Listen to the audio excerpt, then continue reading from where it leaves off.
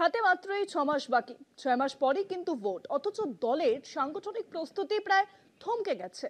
নতুন সভাপতি হলেও এখনো তৈরি হয়নি কোনো পূর্ণাঙ্গ কমিটি বিজেপিতে। এই অবস্থায় প্রশ্ন উঠছে, বিজেপি কি ইচ্ছে করে ধীরে চলার নীতি নিচ্ছে?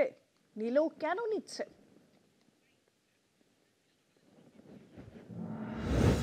রাজ্য বিজেপিতে নতুন সভাপতি, নেই নতুন কমিটি। ভোট 6 মাস বাকি, সংগঠন এখনো অগোছালো। দলে প্রশ্ন, সভাপতি ছাড়া বাকিরা কোথায়? হিসেব মতো আর মাত্র 6 মাস পর রাজ্যে বিধানসভা নির্বাচন। ফেব্রুয়ারির শেষে ভোটের দিন ঘোষণা হওয়ার কথা, কিন্তু নির্বাচনের আগের মুহূর্তে বিজেপির ভেতরেই এখন অস্বস্তি।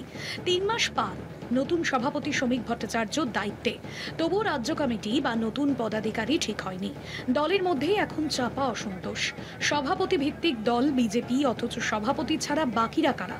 দলের একাংশ বলছে সাধারণ সম্পাদক পরিবর্তন না হলে নতুন কমিটি ঘোষণা করা হবে না, ফলে পুরো প্রক্রিয়া আটকে আছে। কে থাকবেন, কে বাদ যাবেন, এই অনিশ্চয়তা আরো বাড়াচ্ছে অন্তর্বিভাজন। এমন অবস্থায় মাঠে নামার মতো সংগঠনও নেই বললে দাবি কর্মীদের একাংশের।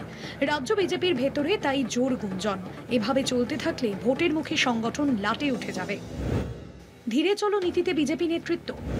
দলের ভেতরে গুঞ্জন, সংগঠন লাটে উঠছে। ভোটের আগে বাড়ছে বিজেপির অনিশ্চয়তা। বিরোধী দলনেতা বলছেন এপ্রিলের মধ্যে নির্বাচন না হলে রাষ্ট্রপতি শাসন আসবে রাজ্যে।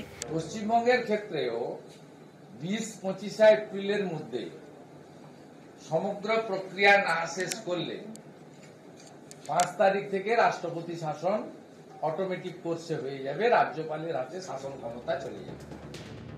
এই মন্তব্য ঘিরে দলের ভেতরেই প্রশ্ন, তাহলে কি কেন্দ্রীয় নেতৃত্বের অন্য কোনো পরিকল্পনা আছে? ভোট বিলম্বের সম্ভাবনায় কি এখন বেশি? নির্বাচন কমিশন ইতিমধ্যেই জানিয়ে দিয়েছে সাইয়ার না হলে ভোট হবে না।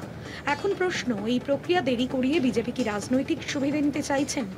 নেতারা অবশ্য স্পষ্ট কোনো জবাব দিচ্ছেন না। কর্মীরা প্রশ্ন করলেই উত্তর, দেখো কি হয়, সব জানতে পারবে ধীরে ধীরে। তাহলে কি রাজ্যে নির্ধারিত সময় ভোট হচ্ছে না? বিজেপির সংগঠনের ধীরগতি কি পরিকল্পিত কৌশল, নাকি অন্দরের অস্থিরতার ফল? প্রশ্ন এখন দলের ভেতরেও জোরালো। কলকাতা টিভি।